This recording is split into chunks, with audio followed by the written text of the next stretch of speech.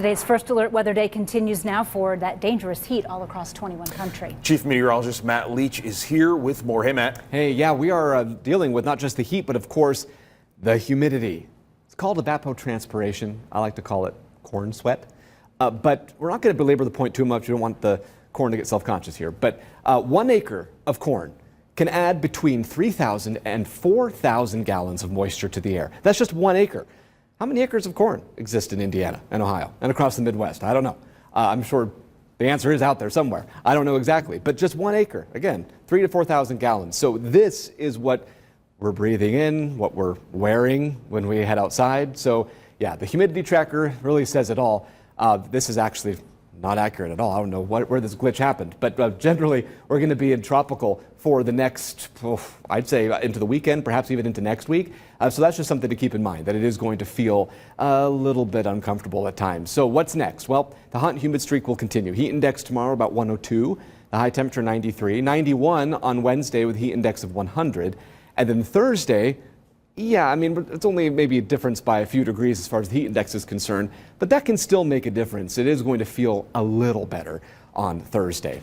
The actual high temperature, though, not really changing a whole lot, but we're starting to kind of get back down to, you know, uncomfortable heat, but perhaps not as dangerous as what we're dealing with now through about the middle of the week. Satellite and radar shows a cold front, and that is draped across a part of the plains and to the upper Midwest. This is actually prompting several showers and thunderstorms to form right along the front. A high pressure system, a couple, are off to the south and to the east of Indiana. And so what that's doing for now is keeping us just hot and dry. But we're not likely going to stay necessarily dry because the high pressure system is far enough south and east that as this front begins to kind of sag a little south and eastward, it could trigger a few showers and storms locally.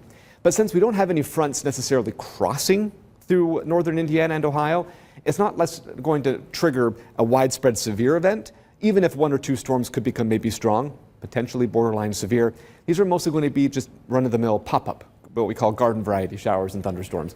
Look at the storm energy. There's so much instability over the next several afternoons and evenings, so the heat of the day, that we are going to have daily chances for showers and storms. That doesn't mean that you and your particular spot at home will see a storm every single day. They're going to be very widely scattered. So it's possible one neighborhood sees quite a bit of rain tomorrow evening, for example, and another neighborhood a couple miles down the road hardly sees anything. That's the kind of pattern we're unfortunately dealing with here.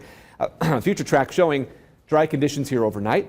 By the time we get to Tuesday afternoon, look at that. You just see some of those showers begin to form, and then as evening approaches, they go away. And then by Wednesday afternoon, they begin to kind of form again, and then they go away by Wednesday night. And then by Thursday afternoon, here we are again with those showers popping up. And this is more or less kind of what it's going to look like as we work our way through essentially Thursday morning, about 10:45. Some areas like Fort Wayne, maybe about 1/3 of an inch or so.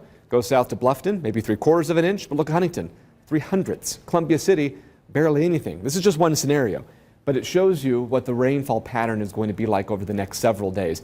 It is the rain lottery that we call it. Look at Warsaw, an inch. There's a huge difference just depending on where some of those showers and storms set up. We'll have some winners, we'll have some losers.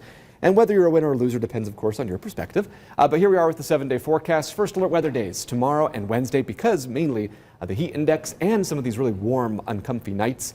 90 with a few showers and storms possible again Thursday. And those daily afternoon and evening shower and thunderstorm chances will occur into the weekend and early next week, but at least it'll be a bit cooler as well.